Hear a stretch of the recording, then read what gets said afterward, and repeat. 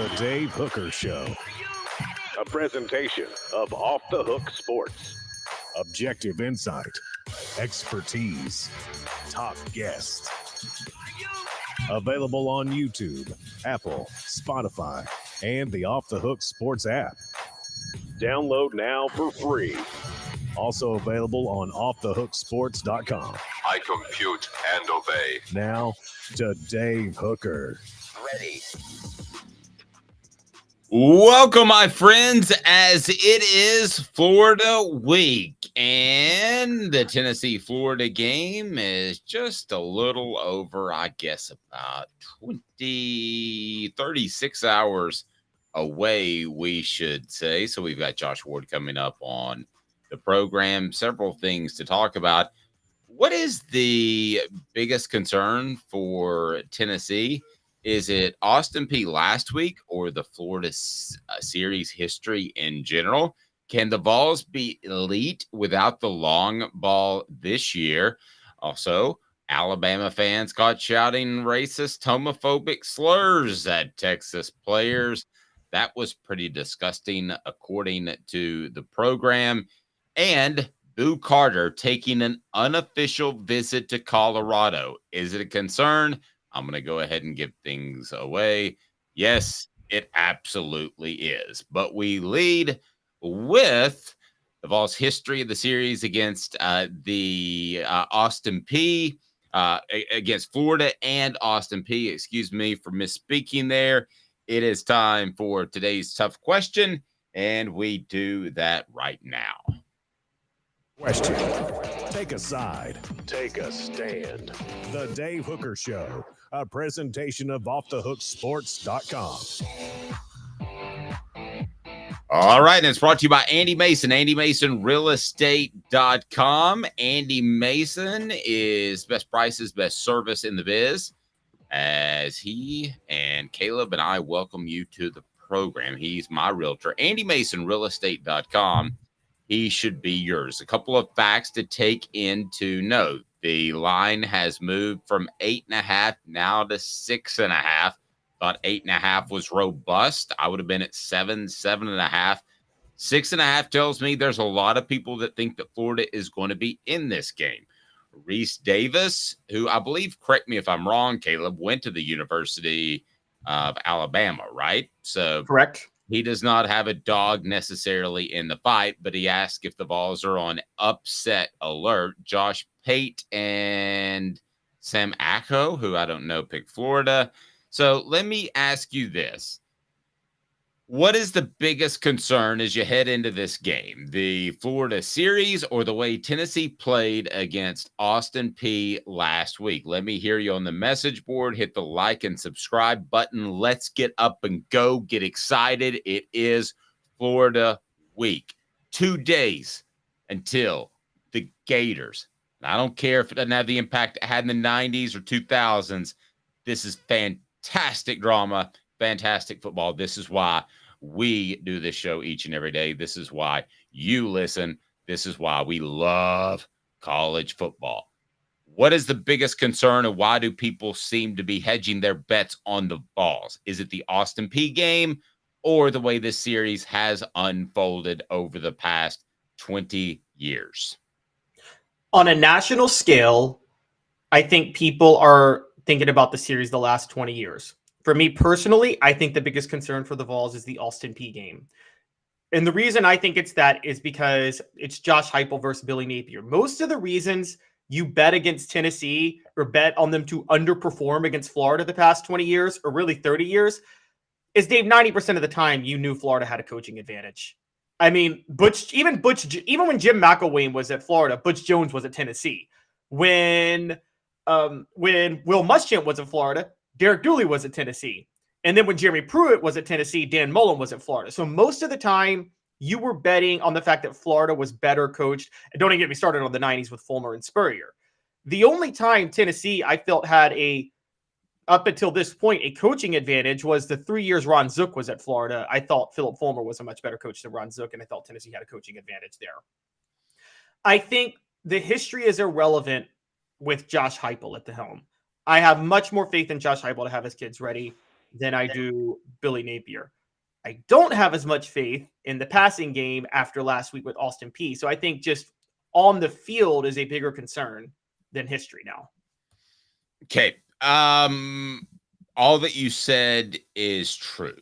However, these young men should have some confidence by beating Florida last year. However, talking to Cooper Mays, he said he does recall a lot of those games in which Florida just somehow found a way to win. A lot of those teams you mentioned, Tennessee may have been better than. I think that's overplayed a little bit because of the floor in which you have talent at Florida. It's only going to be so bad. It's as bad of a Florida roster that I've seen in those 20 years, top to bottom. And that's because of the recruiting or lack thereof of Jim McElwain. So all that you said is true, but you cannot discount the fact that these players growing up watching this Florida series over the past, let's say 10 years, because nobody remembers really specific football games when they were 10 years old. However, I will say this, they have seen an awful lot of times in which Tennessee has not gotten the job done. They have seen that personally, Caleb. So to say that it's just Josh Heupel and to say that Tennessee does not have any sort of hangover from the series, I think would be inaccurate. At the end of the day, they have the same feeling that I had when I was 22 and going to the University of Tennessee, and that is, it's Florida. You feel like Tennessee should win, but it's still Florida, so they might not. They are still of that age where they remember those games.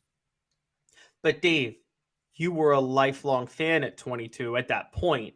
And also before Florida, you remember the Alabama series, which I remember, the late 80s, early 90s when Tennessee was better every year and found a way to lose. Florida kind of replaced Alabama with that sort of history where you just find a way to lose to Florida. Most players, as you know, Cooper's an exception, were not lifelong fans following Tennessee football. They probably never watched the Tennessee-Florida game before they were being recruited by Tennessee in 2016, 2017, maybe, or 2018, excuse me. And so the question then becomes, and now this is possible because look, this is true with Tennessee and Kentucky. You can tell with the fan base at Kentucky, the way they feel cursed against Tennessee, it seeps down to the players. So what I will concede is, even if you didn't watch the games, the fans know about it. And the culture on campus, and you can correct me if I'm wrong on this, sometimes doesn't the culture of the fan base on campus creep into the players' mindsets a lot of times? Certainly. No question. Culture is a big, big deal. And I don't think the culture is great at Florida. I think it's really good at Tennessee. Right. But I mean, what I meant, and so where I'll bolster your argument is I'll say the Tennessee fans and the way they feel about the series, I'm sure has creeped into some of the players who weren't watching the game back in 2016, 2015. But I do think what the culture Josh Heupel has established has helped Tennessee players tune out the fan base much more than Butch Jones, who I think got swept up in the culture, quite honestly. He got swept up in the fan base and he took it to heart. Derek Dooley, same thing. I don't think Jeremy Pruitt got swept up. I think Jeremy Pruitt just wasn't that good of an X's and O's coach. I think it was just that simple. But so, and Florida was better those Dan Mullen years. So I think that's where the history of the series doesn't have the same impact. If this was 2017, it would be 2016, 2015. It'd be different. When from 2014 to 2017, Tennessee was the better team all 4 years. They lost 2 games by 1 point, blowing a 2-score lead in the fourth quarter, and then they lost another off a Hail Mary because that was just the worst 4-year period that I think cemented everybody's idea that Tennessee's snake bitten with Florida. I don't think that poison exists, though, with Josh Heupel. Okay, let's go mini history then since 2017 when the Vols are 1-6 against Florida. In Gainesville, they lost 26-20. Both teams ranked. Both teams ranked. It was 26-20, right? 26-20. No, I'm saying they're 1-5 since 2017, not 1-6. Okay, they're since 2017 they're 1-6. They won one game. They lost 1-5. No, 1-5. Sorry, my bad. Okay, 1-5. So 26-20, they lost in 2017. Both ranked, could have won that game. That was in Gainesville. In Gainesville, 34-3, they weren't going to win that game. Bullethead was the head coach. And then 38-14, 2 years ago, Tennessee was in a transition period. Even if you want to look at the mini history, there is a sense of being used to losing at Florida. So I think that creeps into your head at some point. And all these demons that have been put into play by Jeremy Pruitt, by Butch Jones, by all those guys are not exercised. But in particular, they're not exercised with a lot of players on the team. You mentioned Jacob Warren and Cooper Mays. By the way, they are on billboards in Knoxville. And I didn't get any kudos whatsoever from the University of Tennessee concerning the fact that I picked the 4 best speakers who were on Off the Hook Sports. But that series history is still there. Just recently, I don't have to go back to 2005. I don't have to go way back then, but I can go back just the past few years. So the history is a factor. Do I think the Austin Peay is a bigger concern and why the media seems to be hedging their bets on Tennessee? Absolutely, no question about it. But don't tell me for a second that there's not a sense amongst the older players, the upperclassmen, and those that know SEC football. Don't have to be a fan of Tennessee or Florida, but just that know SEC football. Don't tell me that that is not in some shape, form, a factor in what and how they approach the game and look at this game. So I'm not going to say that the series is just gone and done because Josh Heupel has changed the culture. I still think there's a sense of going down there, and that's a tough, intimidating place to play. And when you get to tough and intimidating, the next step is that can affect you and take away some of your confidence because you haven't had success there. Again, we're talking about a set group of players. We're talking about players that like the SEC, that either rooted for Florida or Tennessee and know the rivalry, or that are upperclassmen. So not everybody, probably 25% of the roster, knows that this series has not gone Tennessee's way, even when they've been, air quotes, the better team.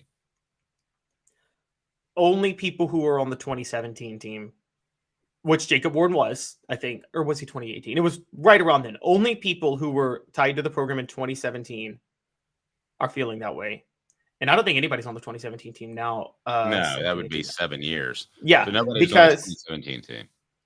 Yeah, so nobody was on it, but maybe some recruits were following. So the reason I say only people from that team would care is because from 2018 to 2020, okay, actually no, 2018 to 2021, Florida was significantly more talented than Tennessee all 4 of those years. Significantly more so. From 2018 to 2020, Florida was significantly better coached than Tennessee in those 3 years because it was Dan Mullen versus Jeremy Pruitt. So the only one you could bring up to me of that 5-game winning streak from recent history is 2017, when Tennessee gave up a Hail Mary to lose because Butch Jones didn't realize that you should have a dime package when there's 9 seconds left in a game, and all you got to do is not allow a touchdown. But again, yeah, nobody is on that 2017 team now. I don't think anybody from 2018 to 2021, you don't look at those 4 games and say, oh man, Tennessee's cursed at Florida. You say, no, Florida was better talented, better coached, and that's it. The last time Tennessee played Florida and lost in a game where they were better was 2017. And again, that was with Butch Jones as head coach, and only Butch Jones could lose a game like that. But what about something innate? What about something we can't put our hands on? By the way, Travis says, Dave, Donde Plowden just called me. She said, thanks for the billboard. You're welcome, Donde, or as I call you, the Big D. She is the Donde. That's her new nickname, the Donde. Donde, you're welcome. I picked the 2 best speakers. But Caleb, what about something innate and weird with the series? If you're going to take the series versus what happened against Austin Peay, what about the fact this is just a weird series? That Jabbar Gaffney catches a pass for about 0.01 seconds. That other teams, like going way back to Peyton Manning, that it just didn't work out for Peyton Manning, and there were odd plays and strange plays throughout this series that went in Florida's favor. What about some sort of, you can't prove it, but some sort of astral sort of thing where things just align against the Vols in this series? I'm talking about supernatural stuff. You have to almost factor that in, even if it doesn't affect the players. I mean, there's been some weird stuff in this series, dude. You can bring up the Jabbar Gaffney catch. I can bring up Florida's 5 turnovers and giving the game away to Tennessee in 1998. I can also bring up, by the way, the personal foul penalty that was totally missed in 2004 when Jonathan Wade threw a shot at Dallas Baker and Dallas Baker retaliated, and the refs called a 15-yard penalty on Dallas Baker, which set up the James Woolhoit 50-yard field goal to win the game. So I'm just going to be honest with you. Let's stop pretending that Tennessee hasn't had a couple of lucky plays in this game. The truth was, in the 90s, Florida was talented, and they were better coached in the 90s. Well, in the 90s, they had a better football team. No, I actually think Tennessee had more talent. I disagree with you. I completely I can show you the NFL draft numbers to prove it. I can show you the NFL success of the teams. I'll tell you, 1-85, I would have taken that Gators roster 9 times. Yeah, that Danny Warfel had a Hall of Fame career. That's why he was so much better than Peyton Manning. He got one player. That's oversimplifying things. And then what the H? Let's talk some Cruton. And that is brought to you by our friends at Herald Group Security Solutions. Here we go. What the H? What the? What was he thinking? Release the hounds. The Dave Hooker Show. Keep cool. A presentation of offthehooksports.com. Boo Carter's going to Colorado. What the H? Is this a concern? He's a Tennessee commitment. How concerning is this for Tennessee fans, or disconcerting, should I say, that Boo Carter wants to go to Colorado? On a scale of 1 to 10, in terms of 10, you're going to lose him, or 1, he's just visiting. How disconcerting is this for Tennessee fans? I'm going to go 7. I'm not going to go all the way up to 10. I think this is a reaction to last week. Tennessee struggling. There were some concerns, and Colorado has all the momentum right now. But I think if Tennessee keeps playing... Boo Carter, by the way, tweeted that he's still committed to Tennessee. This is just an unofficial visit that he wants to go on for fun, which, Dave, as you and I both know, that's a total and complete fabrication, if there ever was one. But I'm still going to go... I'm not going to go all the way up to 10. I think that Boo Carter is just seeing again with Colorado. I know he flirted with them in the past, and I think he's a little concerned about the Austin Peay game and the Colorado game, and the Colorado momentum is kind of sticking to him. Guys, what people need to understand is this, and I want to make this clear, because fans think that you should be all in on a school no matter what when you commit, and that's just not how it works. It's very tough and difficult sometimes for players to determine, I like this school, but I like this school too, but I like this school, but I like this school too. And just because they're hedging a little bit for themselves doesn't mean that they don't think the other one could have worked. Okay, Peyton Manning has said plenty of times, just from a different factor, that he would have gone to Ole Miss had the thing not happened with Cooper Mays. Cooper Manning, excuse me. Cooper Manning is actually named after Cooper Manning. Did you know that? I did not. He is? Yes, his mom really liked Cooper Manning when they met. Interesting. Okay. Well, that's true story.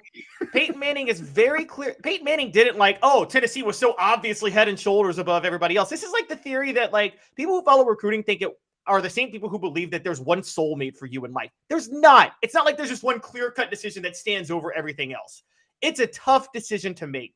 And I think that just because they're flirting with other schools, once they get on campus next year, that doesn't mean they're not going to be all in. So I don't worry yet. I think Tennessee has to keep winning to keep the momentum. And at some point, maybe reality will hit Colorado and maybe they'll lose a couple of games. Okay, let me tell you why it's much closer to 10 than you think so. And I'm going to do something I rarely do, like once every couple of years. I'm going to come down on a prospect a little bit, okay? So some people will say, don't come down to Boo Carter. Be nice to Boo Carter. You're considered a Tennessee guy, Dave. You should welcome him with open arms. But the message board certainly doesn't seem to think that way. As Tom says, I'll pack Boo Carter's bag for him. I don't want him on the team. Tom also says, get his bleep out of here. You don't commit and then go to other schools. First of all, fundamentally, I don't believe that you commit and go to other schools. Now, I realize that happens, okay, and has happened for years, and that's the way things go. You do a silent commitment, and then you want to take advantage of your other visits, go for it. I would take all 5 official visits, but if I said I'm definitely going to your school, it would be a silent commitment. I would say, don't worry about it. I'm going to go to these other schools and take a look.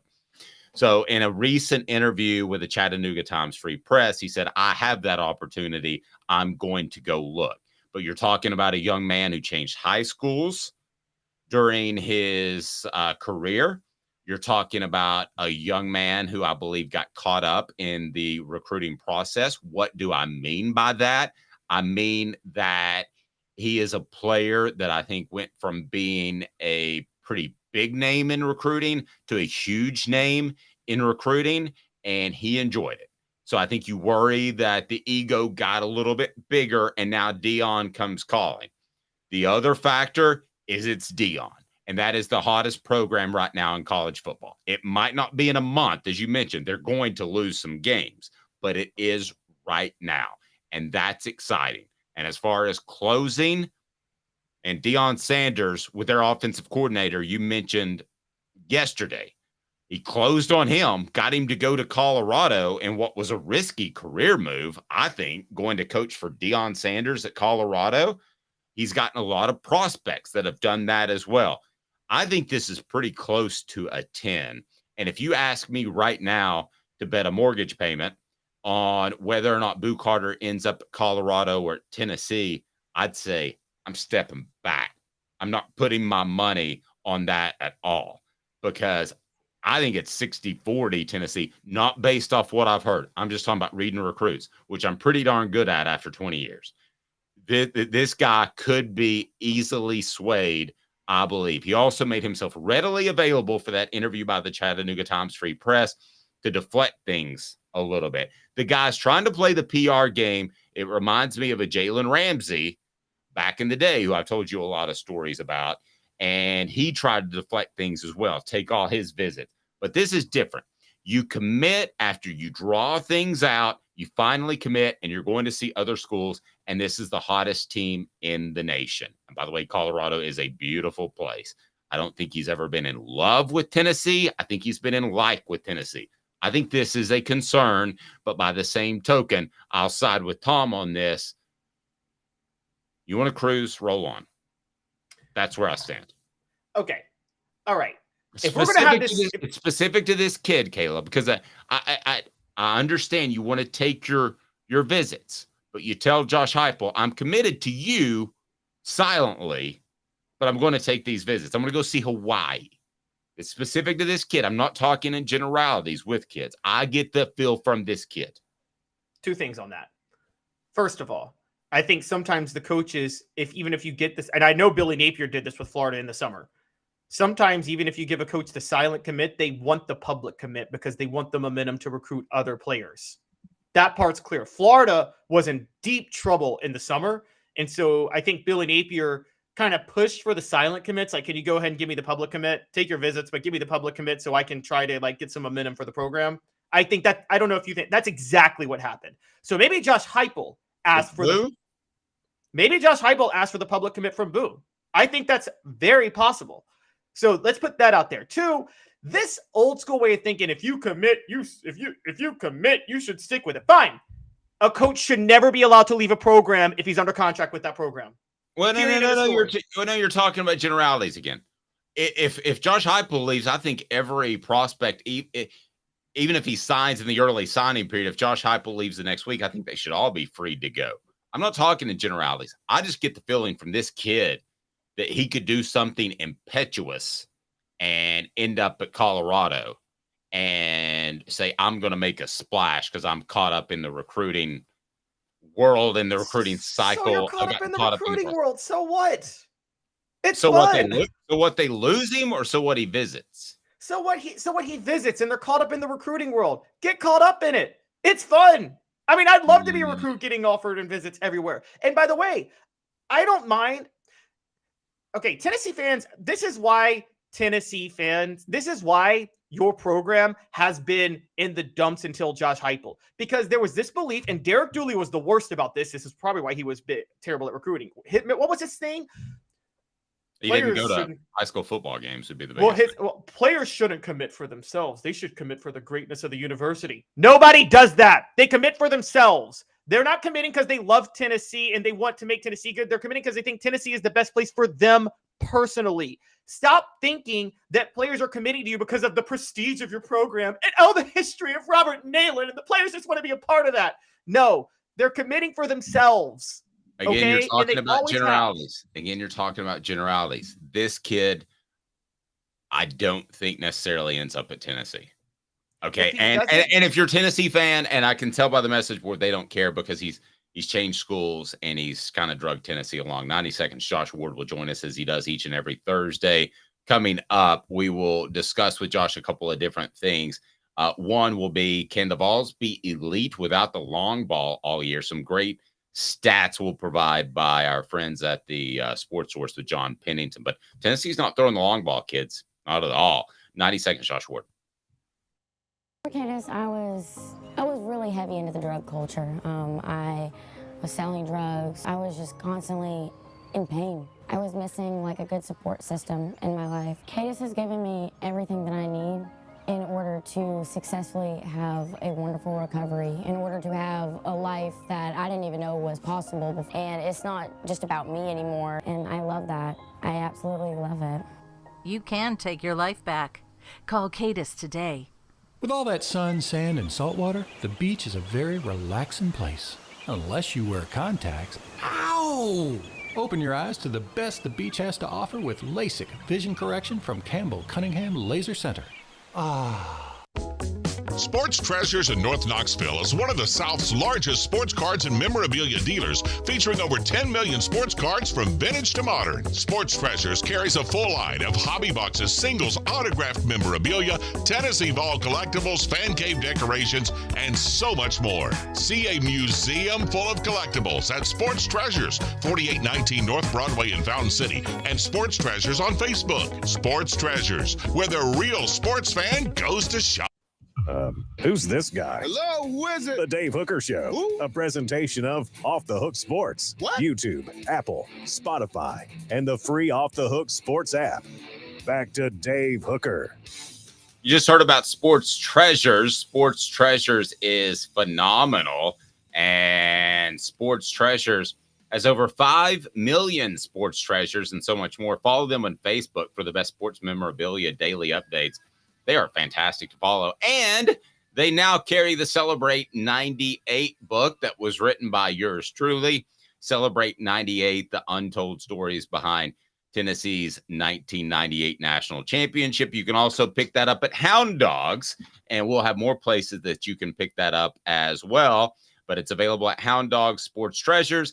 And then if you want to click right down there tomorrow, or down there, in the description, then you can also go ahead and order a personalized autographed copy. The people tell me they like autographs. To me, it devalues it when I autograph it, but I'm going to do it. And if you're listening on a Thursday, I will be at El Chico's for a book signing from 3 to 6. That's on Merchants Drive. Clancy's on Friday for a book signing from 3 to 6 in downtown Knoxville. And Josh, I'm late. I apologize. The clock got away from me. I'm a bad person. How are you, sir? Good. How are you guys doing? Fantastic. Let me get you on that one take before we get moving on to something else. And that is the history or the way Tennessee played against Austin Peay. Which should be the bigger concern for Tennessee fan as the Vols head into Gainesville? So the history at Florida versus the way they played at Austin Peay, which is the bigger deal? Yes.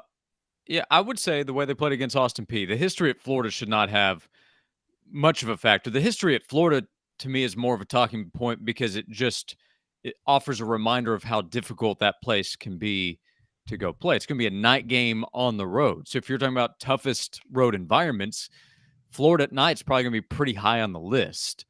Tennessee's not had a lot of success in that environment. A lot of teams have not had a lot of success in that environment because of what Florida has been. But for this team, I would say it's about fixing some of the issues we saw this past weekend. That can include talk of the passing game, improvement Joe Milton needs to make, improvement the wide receivers need to make, the mindset that Tennessee had. Not only, I get the idea that, well, they didn't run through the tee and it wasn't a normal start, so they came out sluggish. I get that. That happens. They weren't totally dialed into Austin Peay. That's common. But the game lasts 60 minutes, not 15 or 30. So why didn't they come out of halftime saying, guys, that was terrible. We need to go out and run these guys and get off the field. And they didn't do that either. So why wasn't their mindset able to change in the middle of the game? Why did they make Ramel Keaton didn't fumble the football because they didn't run through the tee? Had nothing to do with it. Dante Thornton didn't drop the football on the sideline because they didn't run through the tee. So they need to fix some of those issues. And if they do, and they're able to hit some deep passes in this game, then they can go win on the road. And I don't think the history at Florida has anything to do with that. Yep, fair point. Josh's appearance today as we get to our next topic, and one that I wanted to visit with Josh about specifically. Can Tennessee be elite without the long ball this year? I'm going to throw some stats at you because they're not throwing the long ball this year. And it's brought to you by Zen Sports, the new sports book in Tennessee, revolutionizing the way you earn sports betting rewards. That means no more deposit bonuses that turn into deposit nightmares on Zen Sports. What you see is what you get. And with their cash rewards program, you get a lot of cash. For a welcome bonus, earn an unlimited 5% cash back on your betting volume for your first 15 days when you sign up with the promo code HOOKED. That's HOOKED. That's right. Unlimited 5% cash back. Keep betting, keep earning with up to 3% cash back on your betting volume every month after that. And refer friends to earn a percentage of their betting volume as cash rewards too. Zen Sports bringing the cash back to Tennessee. So if you bet big on sports, you want to be betting on Zen Sports. Zen Sports betting just got better.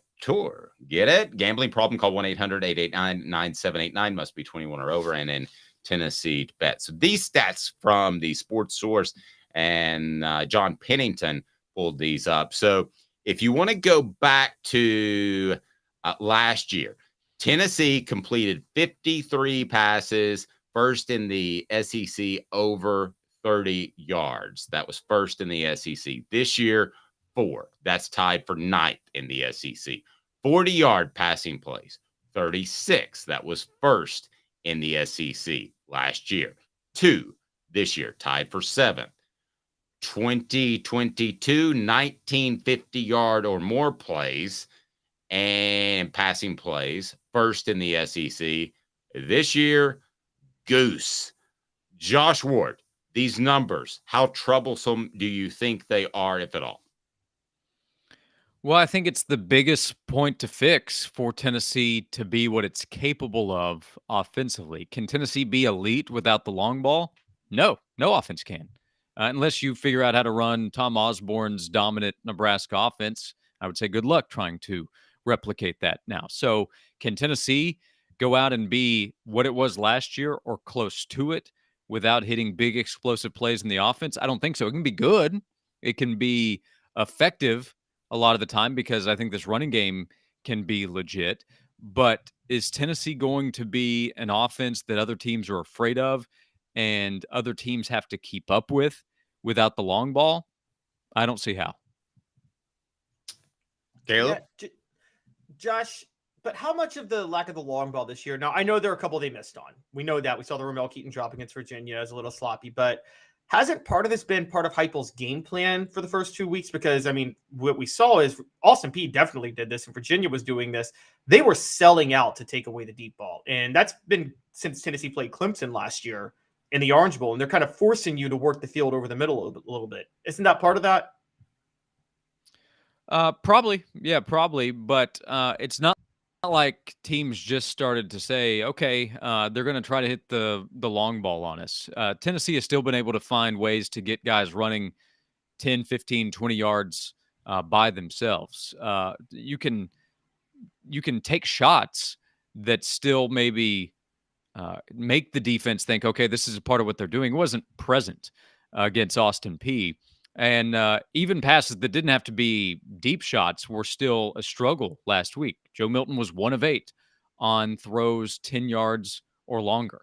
So it's not even, we're not even talking about big, deep plays within the offense. We're talking about, a 15-yard throw that can get you a first down. That wasn't there. So I still have confidence that they can get it figured out and that Josh Heupel is going to try to take some shots this week. Ramel Keaton had that drop. I'm still confident that he'll make plays in this offense, but he needs to be better. I mean, that drop, the fumble last week, it's not going to cut it on the road against Florida. It's no problem against Austin Peay or against Virginia because they had no chance to beat Tennessee, but Florida's going to have a chance, and other SEC teams will as well. Travis said, let me tell you why this team can be better.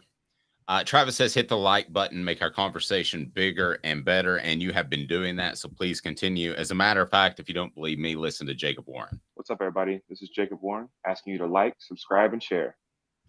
Dave needs this. He does. So, Josh, if I were to throw this at you, okay, forget about the guys you know and what you know about this team. You've got Team A that can complete a bunch of deep balls, that can stretch the field, that can do all kinds of things, that can run the football at a high level. But they've got a defense that's woeful, okay? Team B, you have an offense that if they clear up some drops or missed throws, whichever that the case may be, but they're more of an underneath passing team. They run the football even better than Team A did, and Team B has a darn good defense that can flip the field with turnovers and a vertical attack. Which team are you taking to have more success in a college football playoff? A college football playoff, so that means they're good enough to get there. Well, then probably Team B. I mean, I want my defense to show up once we get to the playoff. But we're obviously talking about Tennessee last year versus this year. Sure. Is Team B good enough to go 10-2? Last year, Tennessee's team needed 52 points to beat Alabama, and I don't know that it'll need that many in Tuscaloosa with what that Alabama offense is. That's weeks away. But, is Team B going better than 10-2? No, I don't think so. So they need to be closer to what they were offensively and continue to keep pace with what they are defensively. So what we've seen the first 2 weeks doesn't indicate any kind of run to a playoff. It's also the first 2 weeks. It's also against weak competition. I don't know what to make of that because, we can look at the competition and say, what happens when they play better teams? I would also add in, well, hopefully they'll be more locked in. Like Georgia coming out against a couple of cupcakes in the first 2 weeks is probably not going to be the same as Georgia coming out against South Carolina from a mental standpoint.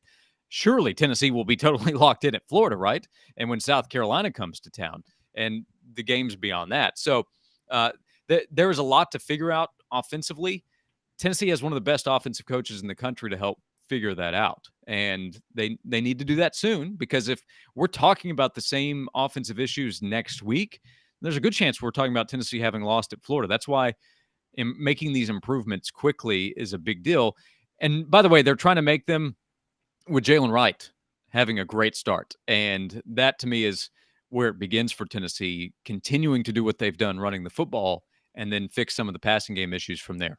Caleb, roll with it, but I would take Team B.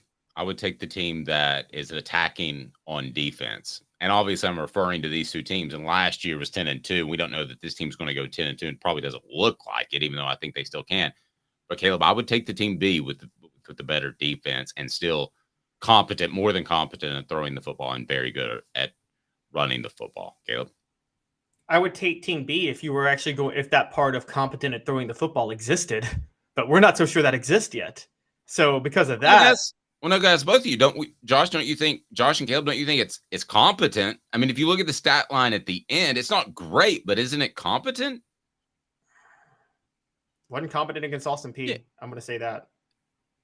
Josh? Yeah, I mean it's pretty rough last week. It was more than competent against Virginia. So overall, yeah, I mean the numbers, the efficiency for Joe Milton they're bad through 2 weeks, but in terms of volume and success overall, yeah, competent is fair. But I mean, I'll say it again, competent's not going 10-2 or better. They need to be better than competent. But that was part of, I think, how you prefaced it, improve on that. So from a starting point and how they need to get better, that goes both ways. Part of it's on Joe. Part of it's on the receivers. But, the offensive line is going to be tested more in terms of how much they can protect against these future teams. That is just a big part of it. These first 2 weeks have been against terrible opponents. Virginia is not a Power 5 quality team, and Austin Peay is an FCS team. So that also affects some of the conversation on the defense. I think the defense is good. Young linebackers are going to get tested out there, but Aaron Beasley has been terrific through the first 2 weeks. I think he can be an all-SEC player this season, and the defensive line I have a lot of confidence in. So there are reasons to be optimistic. Secondary is still a big question. Let's see how they play some this week, because Pearsall and Wilson are dangerous threats at receiver. And I'm sure they saw Austin Peay take a couple of shots at Kamal Hadden and some PI penalties come up. So I need to see the secondary play at a higher level before I'm saying this defense is championship contending level. I'm going to kick to Caleb first. Josh's appearance brought to you in part by Herald Group Security Solutions, leadership experience, specialization, addressing problems through unique mission-specific mitigation techniques, highly trained individuals that can ensure your security for whomever. Top CEOs, but in particular, are your children safe? I think it's important that you go to your school administrators, especially if at a private school, and mention Herald Group Security Solutions, because we've heard about one tragedy after another. Eventually, they'll be in public schools and your schools will be safer. So go to those administrators, say Herald Group Security Solutions. Caleb? Josh, I'm not trying to pull an Eric Ainge about Georgia fans here, but I will say people talk about the tough environment on the Swamp, but we had John Adams on Tuesday, and he said something I've always agreed with, which is I think Florida has one of the most fickle fan bases in the SEC.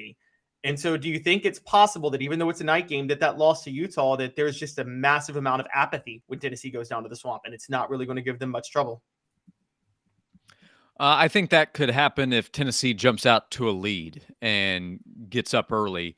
Florida fans could say, okay, here we go. This team's no good. But my understanding is that they're expecting a big crowd for the game. And if that's true, Florida fans will have all day long to get ready. It's still week 3, and it's the SEC opener, and it's Tennessee coming to town, and this is a top 10 team. And night games at the Swamp have to be different for them, similar to how we talk about in Knoxville or in Columbia, South Carolina, or go through a bunch of SEC towns where football matters. So talking to Edgar Thompson of the Orlando Sentinel on my show on Wednesday, he said that he believes there will be a big, excited crowd to start out. But if things don't go well for Florida, then Tennessee could take advantage, and you could be looking at a stadium that has emptied out a lot of fans by the end if Tennessee is able to control the game and win. And we'd be talking about taking over a stadium similar to LSU last year, or on the flip side, how we've seen Neyland Stadium when things didn't go well for Tennessee at different times. So that's the goal, is to go out, play well early, shut up the fans, and then send those fans on home earlier than they expect. Okay, guys, I'm going to make one of us public enemy number one with Tennessee's fan base. And I want to get into this battered Vols syndrome that I think should be dead. But let me ask you this. Who has the better fan base heading into a game like this? Josh, you mentioned that Florida's fans will show up, but I know from personal experience, and probably from talking to Edgar, if things go south, they're going to get quiet, unlike an LSU group or some other, South Carolina, for that matter, Mississippi State. I mean, they stay loud even when they're losing. So on the other side, you've got a Tennessee fan base that, let's say, has had its not so great moments in the past. Who has a better fan base leading into this game? I think the Tennessee fan base. I think the Tennessee fan base is better at supporting other sports because Florida baseball has been a big deal. Florida baseball support could have been better at different times. Football is obviously king. But yeah, the Tennessee fan base has had its ugly moments, and let's not act like they have been selling out the stadium year in, year out when the team was down. When the team was down, there were a lot of fans that said, tell me when you're good again, and I'll start coming back to the game. So it's not like, look at Nebraska. Nebraska's fan base has made sure to continue showing up to watch awful football in awful weather. Tennessee fans have not often done that, but I would still say the better fan base, friendlier to opposing fans than when opposing fans go to Gainesville to see a game at the Swamp. Did you hear Nebraska is actually going to have an open press box before I kick to Caleb so that they have less media coverage and can control content even more? They're going to have an open press box during November and October when it's freezing. Did you hear that? I'm joking. I made that up. Okay, no, that would be the way. That would be the way to get less coverage. Like, I'm not going to watch that football team in November. Better fan base, Caleb, headed into a game like this. Is it Florida or Tennessee? And then I'm going to give what I believe is going to be an unpopular position. Josh Ward is very diplomatic there. It's not close. It's Tennessee. And just a couple of stats on this. Florida, I think Tennessee. So Thompson Bowling Arena is twice the size of their basketball arena. Stephen O'Connell, isn't that what it's called? The Stephen O'Connell Center? Yes. Thompson Bowling Arena is twice the size of the basketball arena. When Florida was winning their national championships in basketball, Tennessee was selling out a higher percentage of they were filling a higher percentage of Thompson Bowling than Florida was in arena half the size. Florida fans are super fickle. And I actually think, Josh, I'm sorry, I'm going to push back. I think Tennessee fans not showing up after a while was a good thing, because I'm just going to say this. I don't think you should be loyal to your program if your program is completely incompetent over a period of time. I think that's why Nebraska has been terrible at football. They can go and sneak in a Bill Callahan hire or a Mike Riley hire because they know their fans are going to show up for the game no matter what.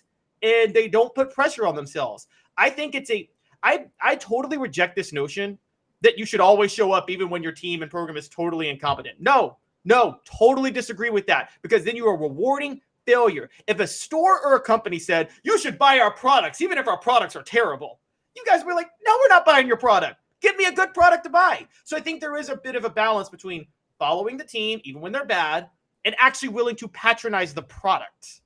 And I think Tennessee fans struck that balance well. Yeah, I still think you can get coaches fired, though, showing up to the games, because the big money people call and say, this is not going to cut it, get him out of there, they'll fire that person. That's true. I think they're the same. 20 years ago, 25 years ago in the 90s, are you guys familiar with the term nouveau riche? Are you familiar with that term? Nouveau riche means somebody like just won the lottery and they didn't come up through money. So that's what Florida was in the 90s. They were nouveau riche. They were rich, but they didn't know how to handle it. And they're the guys who go out and buy the solid gold yacht instead of being like a Kennedy that came up through that. So I think that 25 years ago, Tennessee had by far the better fan base. I now think that since Florida has had success, Josh, that they're pretty similar. They're not going to show up if the team's down. They are still going to support. They're going to get mad if a coach doesn't do what they think they are. I think they're pretty similar now. But when you and I first met, congratulations on 22 years at WNML, by the way, this week. I always thought you'd go back to school. But back then, when you and I met, I thought that Tennessee's fan base was way better because of tradition. Nowadays, you've had a generation's worth of pretty good tradition with Meyer and Spurrier. Yeah, I haven't gotten my cake yet for the 22 years. You get a gold one. No, you get an Emmitt Smith plaque. That's what you get, 22. Okay, I'll take that. Speaking of a former Gator. Well, also this, like when you think about bowl invitations, think about the Sugar Bowl and the Sugar Vols, or even recent years where Tennessee wasn't going to bowl games that was that high level. Although last year the Orange Bowl was at that level. Tennessee is so attractive because of the traveling fan base, how the fan base will be there. I don't think we hear that often about different sites wanting to make sure they get the Gators because of all the traveling Florida fans. Florida's, of course, in the state of Florida, so it would be a little bit different with their bowl game. But yeah, I think Tennessee is definitely the answer. But part of it is what you're looking for. Like Caleb sees fans not showing up as a compliment to the fan base. I wouldn't put that in the pro category. I would say that's still more of a negative. Some would say, yeah, Florida fans throwing bags of stuff at fans, hey, that creates a rowdier environment. So that's more of a positive for them. I would look at that more as a negative. So part of it is what you're looking at. But overall, fan support, the carry of the fan base, I think you're traveling internationally and having a better chance of running into a Tennessee fan sporting their orange and the power tee than you probably are with a Gator fan. I'm going to kick to Caleb, remind you that portions of the program brought to you by Rick Terry Jewelry Design. They want to be your jeweler looking for affordable game day jewelry. How about the Fire Opals, a Tennessee tradition? RickTerryJewelry.com. That is RickTerryJewelry.com, and he's local, so support local businesses. I don't know, like Off the Hook Sports. Caleb? I will say, one thing I will say with Tennessee fans that I think has actually hurt Tennessee in the past, and I do think that this was Alabama fans for decades after Bear Bryant, which is sometimes when you're so steeped in tradition, you think you have a rightful place at the top, and that it's totally immune to who the coach is, to what the recruiting is, or anything like that. That's how you hire a Derek Dooley, who went 17-20 at Louisiana Tech, because you think that, oh, that's just going to automatically succeed at Tennessee because it's Tennessee. I don't think Florida has the same level of delusion in that regard. I think Florida fans are they've made some bad coaching hires. Don't get me wrong. Ron Zook, and that was a bad hire on paper. But I do think Florida fans aren't delusional in the sense of thinking just because of the name on the jersey, we're going to be great. I think they have an understanding that you got to get the right coach and the right recruiting and the right NIL initiative, which they don't have right now. And so I'll say that in favor of Florida fans, but I'm still going to say Tennessee fans strike a right balance. Look, I've seen Tennessee sell out coming off a losing season. I've seen Tennessee fill up, like you talk about, Josh, bowl games all across the country. I just don't see that with Florida fans. And I also, and you guys brought it up, Tennessee's last win in the Swamp, for instance, that Hail Mary to James Banks, Florida was dead silent the second half of that game. And that's why Tennessee's offense got going. Josh, Florida fans probably don't travel as much to bowl games because they're like 15 miles away. I don't know that that's that exciting to go to Orlando.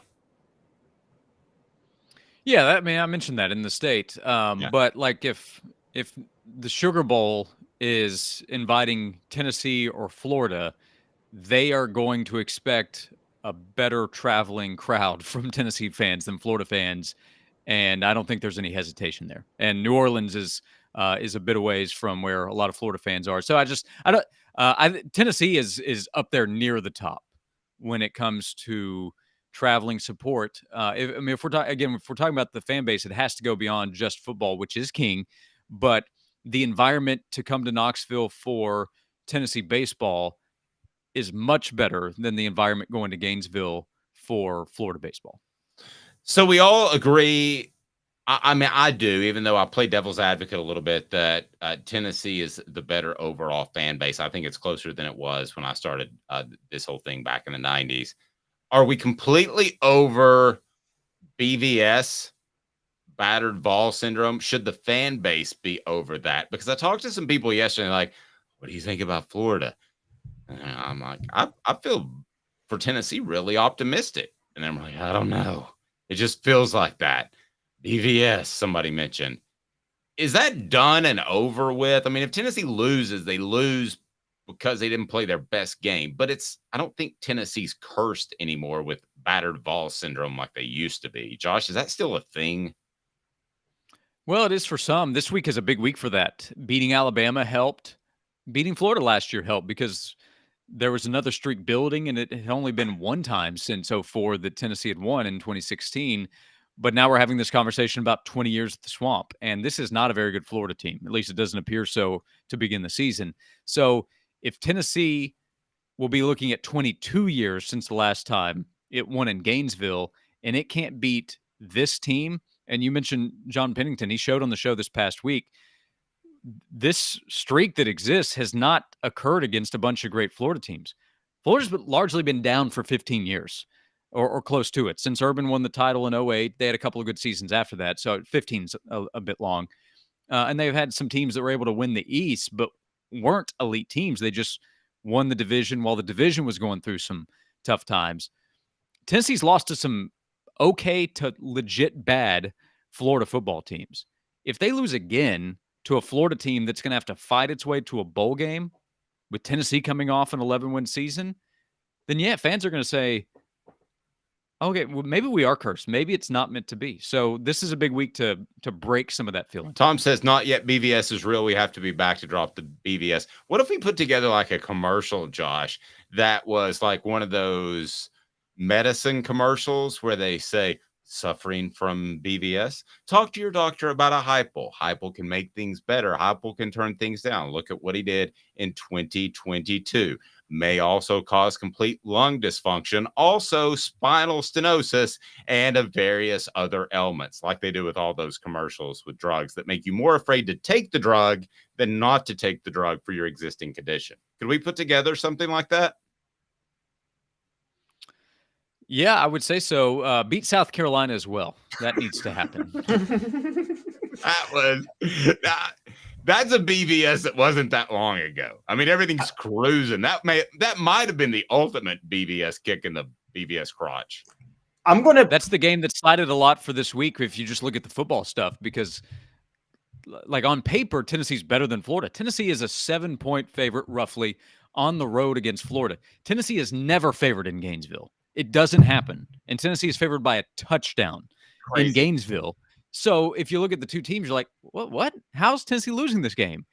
And then you can easily bring up, how was Tennessee going to lose to South Carolina until the Gamecocks put up 63? So, so this game in South Carolina are important games for fans to feel like, okay, we are better than these other teams. We'll see what happens against Georgia.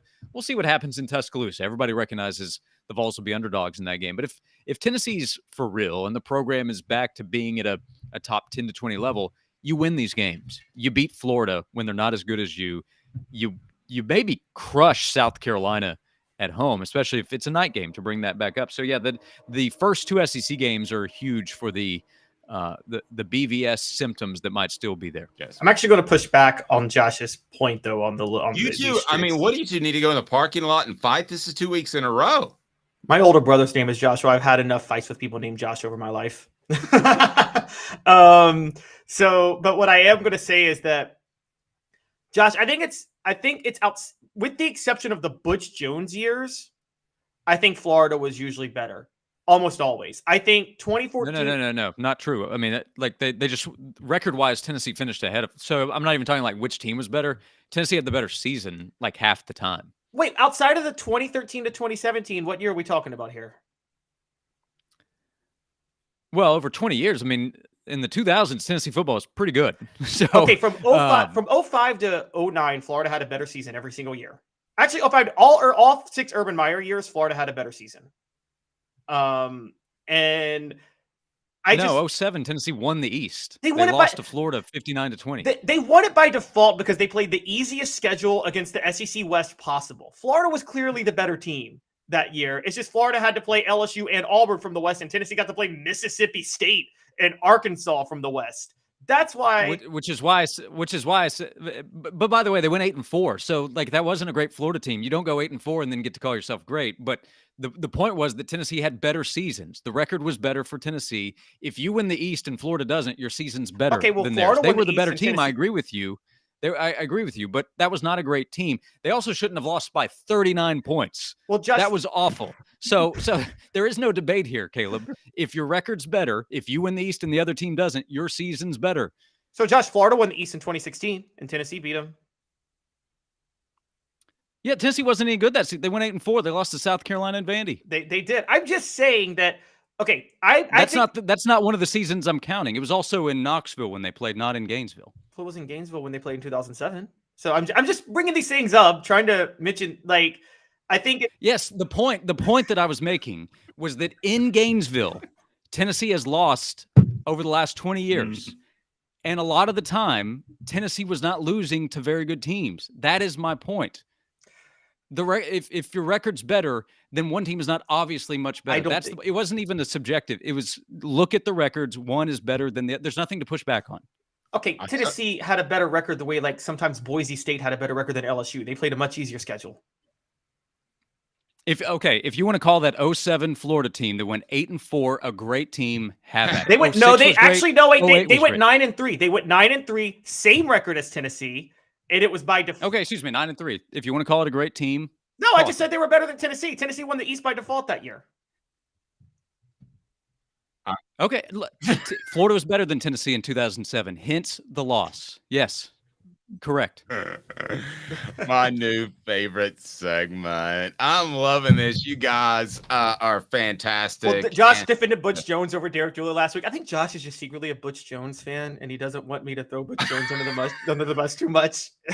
Butch Jones is Josh's favorite coach. Again, if you want to choose the team with the worst record, which is Derek Dooley's teams, over Butch Jones' teams that were much, much better, I got 2017 for you.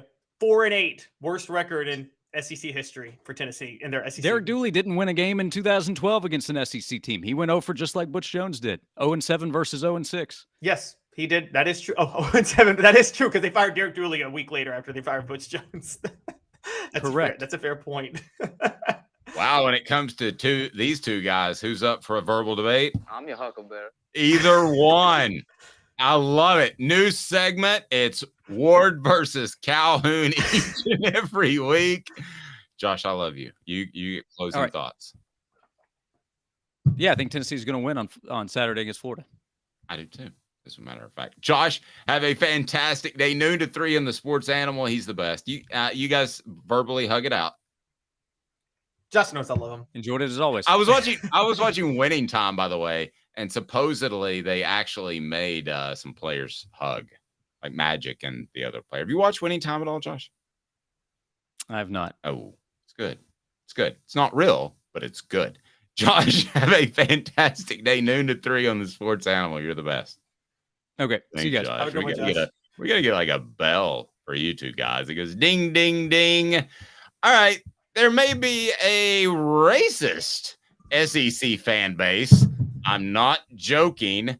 2 minutes with Caleb Calhoun. I'm Dave Hooker, Off the Hook Sports. Is it still Roll Tide, or are they going to change that to something else after this?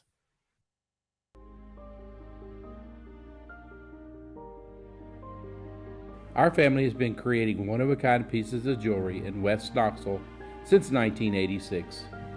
Each piece is a combination of unique processes that bring your idea to life. Every day in our shop, a truly special item with a story all its own is being manufactured in our facility, bringing the history and family sentiment into a whole new generation of life. We're grateful that you chose us to be Knoxville's best jeweler, a title that we value and respect. Because to me, being a jeweler and owning a jewelry store are not the same thing. I'm Rick Terry. I'm a jeweler, and we want to be your jeweler. Kingston Pike and Campbell Station Road in the heart of Farragut, and downtown on Gay Street right next to the Tennessee Theater. Hi, Mike Davis here with City Heating and Air, reminding you to always dare to compare. Our team provides quality local heating and air service, installation, and maintenance across East Tennessee. We use only the best equipment like American Standard heating and air conditioning for your residential, new construction, or commercial needs. Honesty, dependability, and customer satisfaction have been the cornerstones of our business since 1961. City Heat and Air. Dare to compare. These mountains hold and defend a spirit far better than moonshine. A drink that holds flavor that becomes necessity. A hard cider made and relished by folk who are as hearty as they are legend. A refreshment that can only be found in one place. With a taste that makes you say, give me 3 bottles of the good stuff. Tennessee Cider Company, where necessity can be found. Who's this guy? Hello, wizard. The Dave Hooker Show. Who? A presentation of Off the Hook Sports. What? YouTube, Apple, Spotify, and the free Off the Hook Sports app. Back to Dave Hooker. I can't use a sounder the next week when we have Caleb versus Ward 3. And because they've gone at it the past 2 weeks, you can't use that. Let's get ready to rumble, because it is trademarked by that dude, and he will sue the pants off you. Did you know that? If you use any clip from him, yeah, he has sued radio stations across the United States. But I can say it. Maybe he has that trademark. Maybe I won't say it. So how about this? Let's get ready to Caleb. How about that? That's pretty good. My favorite wrestler growing up was Sting, and he would come down from the rafters and just beat up every member of the NWO, which Hogan was part of. And that's me on Twitter. I just jump into a Twitter fight. I say something, and then everybody on Twitter comes at me, and I'm just going to fight them all off. Wrestling's not a sport. Lance says the Bama fans yelling at the Texas players clearly have no class. That much is obvious. That's what we were going to talk about. How concerned should the SEC be about video that has emerged from the Texas beating, in particular, some racial slurs that we can't play and don't want to play because they're pretty gross, but we're going to pull up the video and talk about some of these comments and if the SEC should do something to stay in. And we're not going to play the comments, but you can see, if you want to go ahead and roll that, the bottles being thrown. And it's brought to you by Zen Sports, the new sports book in Tennessee, revolutionizing the way you earn sports betting rewards. That means no more deposit bonuses that turn into deposit nightmares. On Zen Sports, what you see is what you get. And with their cash rewards program, you get a lot of cash. For a welcome bonus, earn an unlimited 5% cash back on your betting volume for your first 15 days when you sign up with the promo code HOOKED. Use HOOKED. Support our sponsors. That's right. Unlimited 5% cash back. Keep betting. Keep earning up to 3% cash back on your betting volume every month after that. And refer friends to earn a percentage of their betting volume as cash rewards too. Zen Sports bringing the cash back to Tennessee. So if you bet big on sports, you want to be betting on Zen Sports. Zen Sports betting just got better. So roll the tape. And here is as the tape is rolling, I will explain to you what's being said without saying the words. How about that? Okay. Roll the tape. Lay it out for us. Closing moments. If you're not watching on our video platform, what we are seeing is a sideline shot that somebody is apparently taken with their phone. I saw one that was actually up a little bit higher, and I don't want to misattribute this, but it was a former, I can't remember who it was, but it was a former Alabama player who was very disgusted, who was in the media and disgusted by the way his own former fans were reacting. So go ahead and roll this thing. And I remind you, that gambling problem, call 1-800-889-9789, must be 21 or over and in Tennessee to bet. That's 1-800-889-9789, must be 21 or over and in Tennessee to bet. That is Zen Sports. All right, go for it, Kayla. Let me see this, and then go ahead and give me some play-by-play in which those on our audio platform can understand what's going on. Okay, so Texas is beating Alabama. The game's pretty much over, and you see some Texas players dancing on the sideline. As they're dancing, an Alabama fan shouts out, and these are African-American players, an Alabama fan shouts out, "Go back to the projects, go back to the projects, F word." And I mean the F word, the homophobic slur. And he says the F word twice, or 3 times even. And then he says, "Go back to the projects." And the Texas players, to their credit, handled this perfectly because they just keep dancing. And I got to say, if you want to be a player and you want to handle things the right way, you just keep dancing and you just rub it in their face. That's how you handle a fan being obnoxious, isn't it, Dave? Yeah, you just keep dancing, you just keep rolling with it. No, there's no problem with that. Okay, this is the second time in less than a year that Bama fans have been involved with, not Bama fans or players have been involved with an issue post-game. So this is not unusual to me at all because they have been winning at such a high level that they're not going to react well if they're not. And you had last year when Tennessee beat Alabama, the punch or the push in the face or whatever you want to call it with the Alabama player and the young lady that was a Tennessee fan and may have gotten in that player's face. But at the end of the day, Caleb, this is an Alabama dynasty that is coming apart.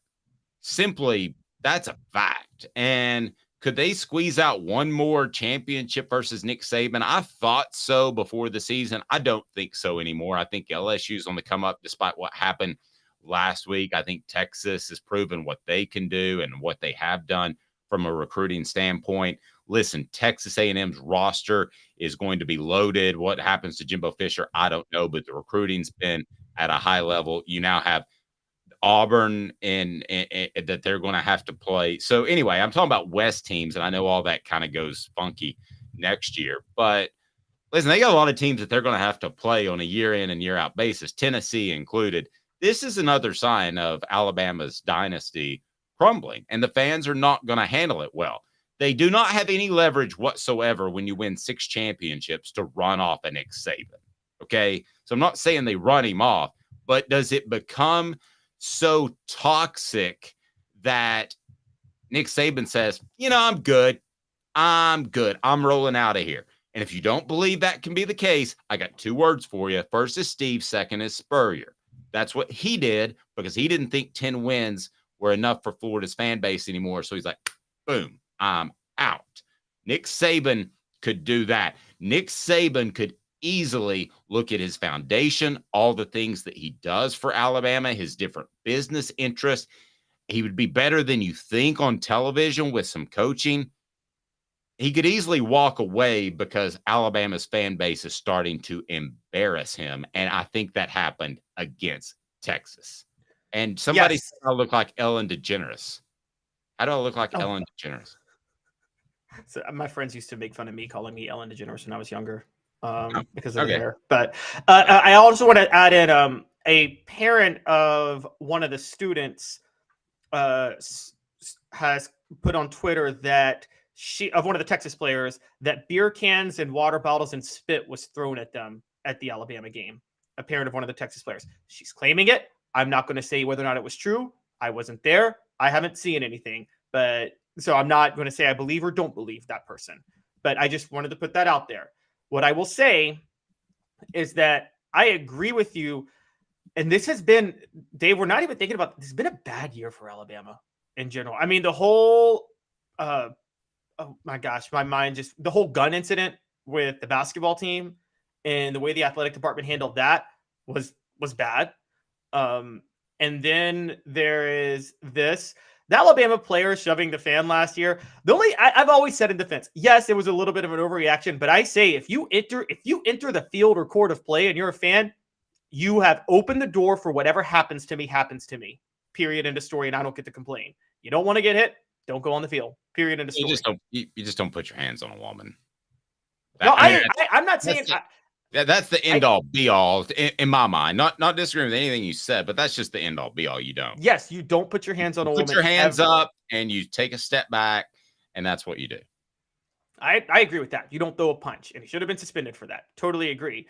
I'm just going to say, woman or man, you go onto the field, you can't complain when something happens to you. You don't get to whine. You did it to yourself at that point. I will say that. That is like me running into that's like somebody running into one of our studios.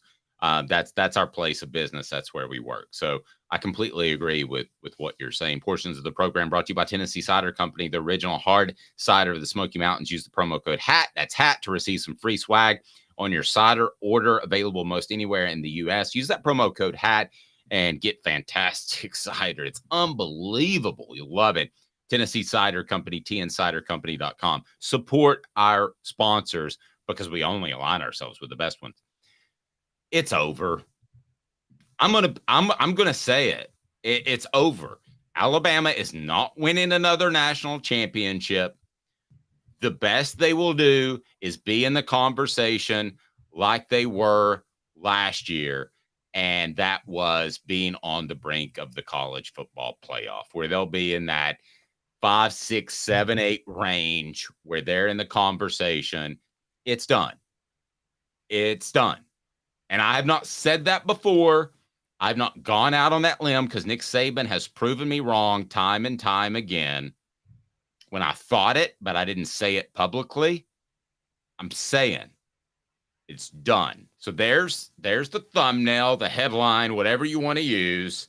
Caleb, I believe this, my heart and soul. I'm not saying this for effect. The national championship runs at Alabama are done. So is this Van acting this way? Is this the last cry of a dying dynasty that knows it's over? Yes. Yes. You put that in a better phrase than I was about to use. Thank you. So what you're saying is it's like, I don't know if you guys remember this, but 2011, after the Lakers had won their second title and they were 5-time champions with Shaq and the whole Kobe era. Remember when the Mavericks swept them? And in the last game, Andrew Bynum and Lamar Odom both took dirty shots at different Dallas players. And it was very much a anger that their dynasty was over. You're saying it's like that. Very intriguing. Did the same thing happen with Cowboy fan? Honestly, you're a Cowboy fan. Did Cowboy fans act this way when Dallas lost to Carolina in 96? Oh gosh, the NFL is so different, man. The passion's so different. I have trouble comparing the two. How about Florida fans losing to Alabama in that SEC championship game when you knew that Nick Saban was a better coach than Urban Meyer? How about that one? I thought Florida fans acted out like that. Yeah, they're pretty much off.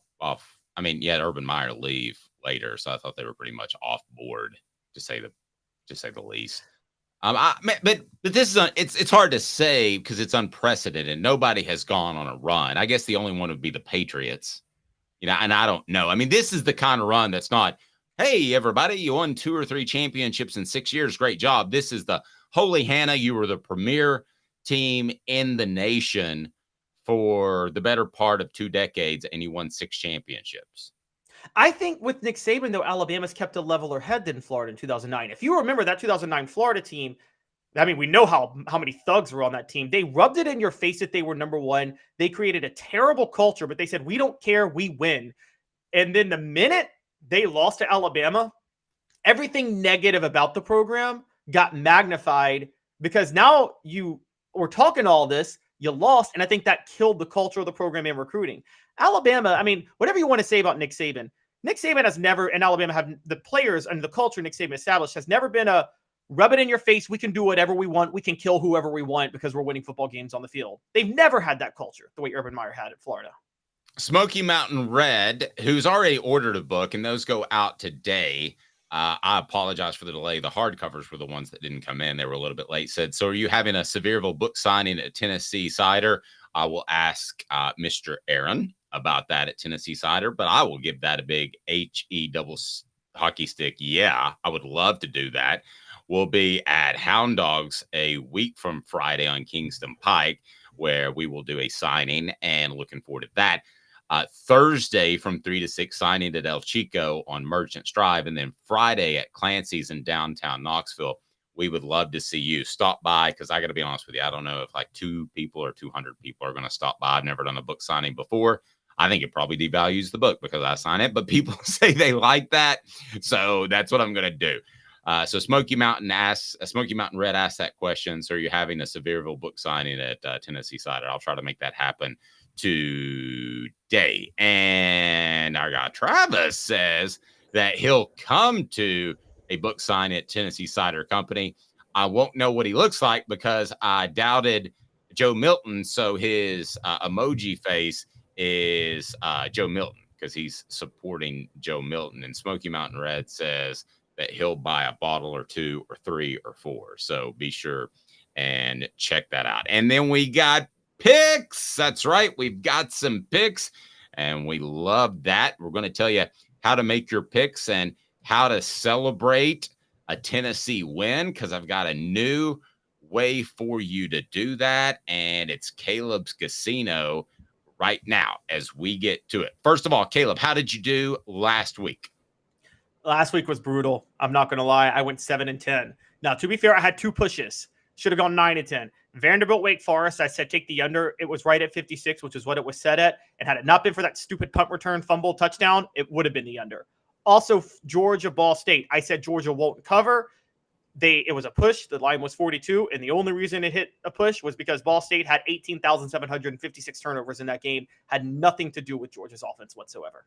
Caleb's Casino doesn't serve free drinks, but we do have the Big Orange Crunch available any day now. I'll let you know for sure. Hemp House Chat, CHATT.com, the premier hemp dispensary online with a wide variety, great selection, and strict standards to ensure you only receive the best in CBD and Delta products. So we'll have the Big Orange Crunch coming up.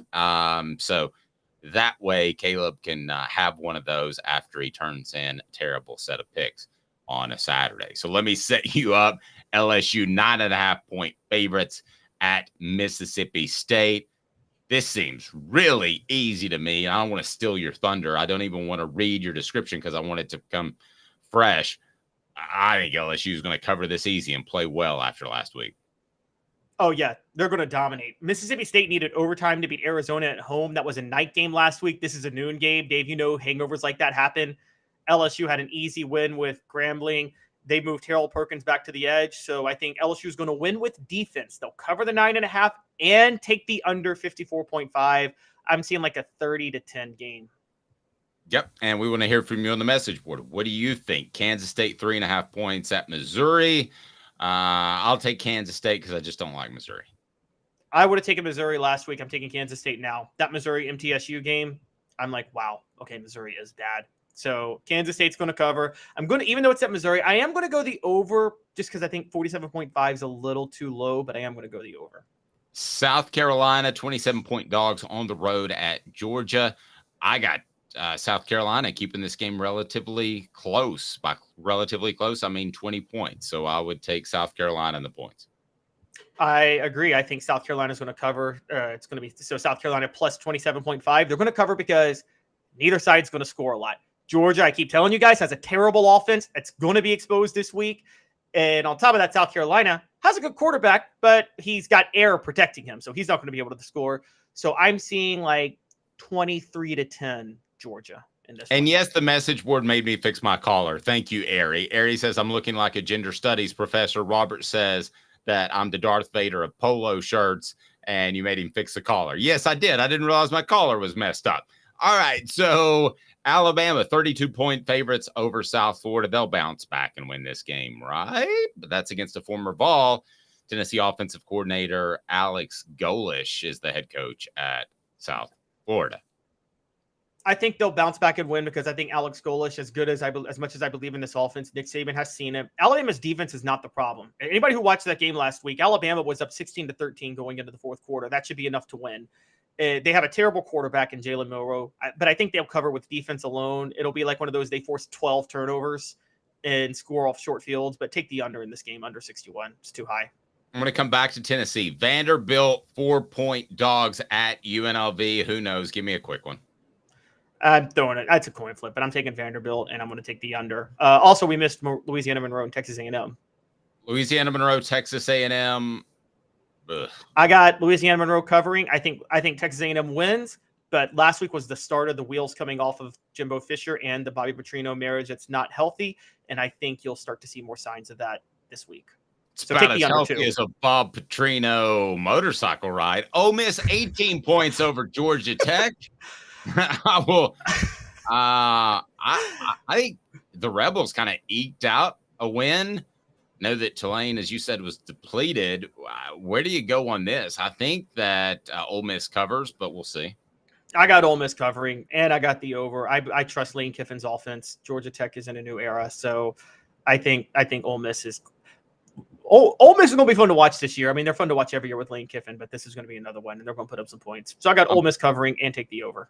I'm popping the collar now. Arkansas, 8-point favorites versus BYU.